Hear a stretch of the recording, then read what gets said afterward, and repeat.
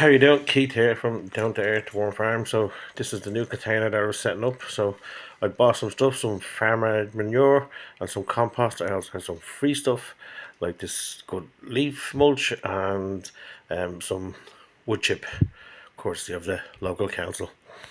So I set two of these bins aside, and I got all the stuff and I divided it in two, obviously, and I put in the bins in equal portions: the horse manure or the farmyard manure, the compost, the leaf mulch, and the wood chip. Then I added water and the dry warm chow, because these are going to be like kind of like big breeder bins. So I mixed all that together. The worms will just go down and eat it all. I'm only going to be putting about 3 inches thick in each bin, and then I'm going to top feed them some nice sweet stuff to get them into humour, you know.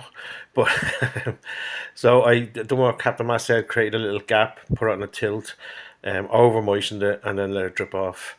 So I was starting to get a couple of the bins ready, and as you can see there, it's on the tilt, the water draining off it. The moisture was about 60%, so I over moistened it probably over to 100%, and then let it drain off. So it kind of came down to about 80, which I'm happy with. Um, and then I mixed in a little bit more dry warm chow, some dolomite lime, and some rock dust.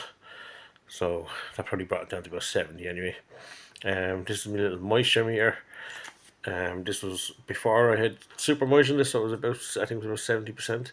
It was a cheap little meter that I got from Lidl. I think it was like 15 quid. I think they do something similar on Amazon for about 15 quid. Um, but very good, works well. And I have this little one for telling me the temperature, make sure they're not too hot or too cold or whatever. I have another little pH one, but I don't think it's calibrated right, so I'm going to get rid of it.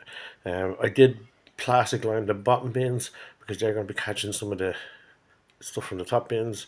Then I put in a little mix of the bedding, and then I put in the worms, and they're happy enough in there. They're settling down grand. Um, I did keep a few little worms in the original bin that I'm going to just kind of use as a breeder bin. Oh yeah, I was trying to tip this off, and it just stood there on its own. I don't think I could have done that if I tried, because they're quite heavy, and I had to kind of lift them up. And I was originally going to stack them like tree high all the way along, but I couldn't fit down that little middle gap. Not because I'm a portly gentleman, just because I don't think anyone could. So I kind of had to figure out how can I stack them, and as well as that, you couldn't get your hand in underneath; they were too tight. Would have been okay, and unless there was a problem, then everything would have to come out. So I kind of stacked them like block shape, and it gives me plenty of room to kind of get in at them and check them, and it means I can clear them out without having to empty the container out with a forklift. And I'll get my other bins in under here, and I'm going to get two more bins up there, and then a couple down along here, and some down the side here. So it's all going well. It was a long old day, and I was on my own, so they're quite heavy. They're probably what, 60, 70 kilos. So lifting them up on top of each other was not fun, but I got there. So yeah, so it's going well, and I kind of got it well stacked, and the sun was starting to set, so it was time to go home. A tree along the flat there, but one of them is going to go up on top of these ones to the right, and I can get down here because my legs will fit past there. But if I put the second one up, then my belly doesn't fit past, so I either lose weight or stick to this configuration. So I have some of the bins set out, and then and some of them I worms in, yes, so I put a little circle in the middle so I could recognise which ones was which. So all them back bins is filled, and I have this extra space here to put things underneath.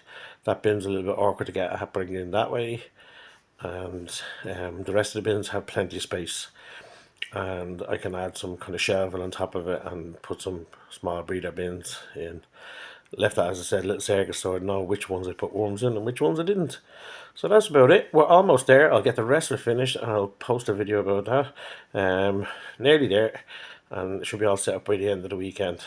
So I'm very happy with the progress, and I'm very excited about the future of the worm business.